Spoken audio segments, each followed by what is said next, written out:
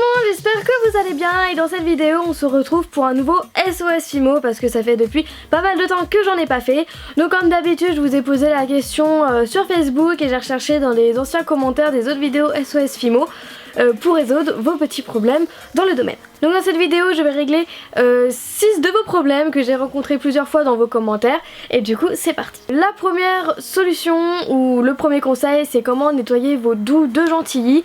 Donc je ne sais pas pour vous mais moi avant j'avais des bagues, voilà.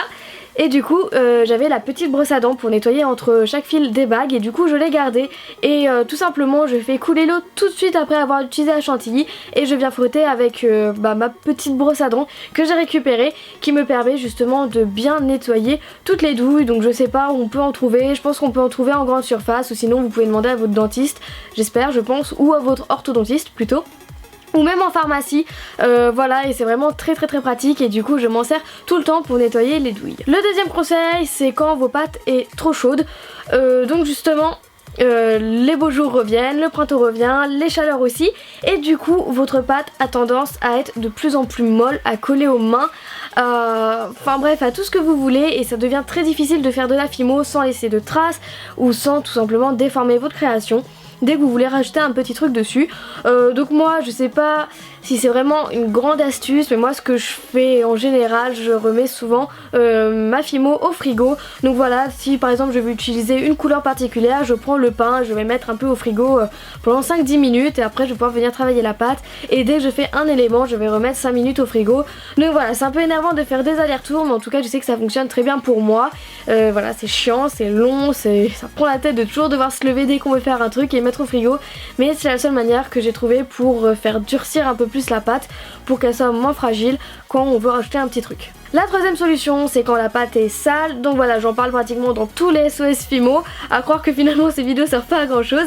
Voilà, il y a beaucoup de manières de ne pas salir la pâte, j'ai fait une leçon carrément sur le sujet, donc voilà je vous conseille de cliquer quelque part ici, donc c'est une très ancienne vidéo. Donc voilà, c'est peut-être pour ça que vous n'êtes pas beaucoup à la voir.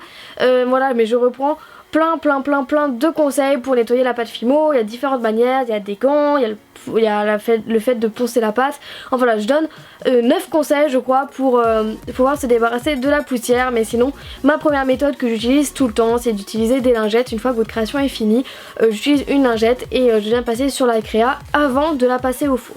Ensuite, un petit problème qui est revenu, c'est des personnes qui n'arrivent pas à couper vos cannes Fimo bien droites, avoir des tranches bien fines et bien droites. Alors ça, il n'y a pas forcément beaucoup de secrets. Dès que vous voulez faire une tranche ou une demi-tranche, dans tous les cas, il faut mettre la lame bien perpendiculaire à votre plaque de carrelage ou à votre plaque de découpe ou à votre support. Voilà, il faut qu'elle soit bien perpendiculaire à votre support et à votre canne pour couper vos tranches vraiment très droites. Et si vous voulez des demi-tranches, vous devez couper une tranche entière et ensuite la couper en deux. Comme ça votre canne restera aussi bien droite. Donc voilà, c'est une petite technique à apprendre. Au début j'avais aussi un peu de mal mais après avec le coup de main, ça vient tout seul. Le cinquième conseil c'est quand vos clous à œil ne tiennent pas, donc voilà je le dis souvent aussi en commentaire ou dans un SOS Fimo je pense, je ne sais pas, ça fait longtemps que je les ai fait donc je ne sais plus trop. Voilà, mais quand votre clou à œil ne tient pas, après la cuisson il faut mettre juste un petit point de colle. Donc moi personnellement la colle que j'utilise c'est de la colle Loctite et ça tient vraiment super bien. Et voilà, c'est ce que je fais à chaque fois que j'utilise des clous à œil. Ou même des pitons si des fois ils tiennent pas vraiment ou autre chose en fait. Et le dernier conseil c'est justement pour nettoyer la pasta machine, donc ça j'avais jamais dit, tout simplement parce que je m'en sers pas spécialement, je m'en sers surtout pour faire des dégradés mais puisque je fais pas trop de dégradés non plus en Fimo, elle me sert pas vraiment et il n'y a pas beaucoup de personnes qui l'ont en fin de compte, du moins sur la chaîne, peu de personnes l'ont et du coup je vais vous montrer comment je la nettoie. Alors il n'y a pas 36 000 solutions, j'utilise des lingettes bébé et en fait j'utilise bien. J'ai fait bien passer, enfin ouais vous voyez de toute façon sur les images comment je fais. Je sais pas trop comment expliquer mais moi c'est comme ça que je la nettoie et c'est la manière que j'arrive à mieux la nettoyer. Donc voilà, ce petit SOS Fimo est terminé, donc ça a vraiment été une vidéo rapide mais avec plusieurs conseils.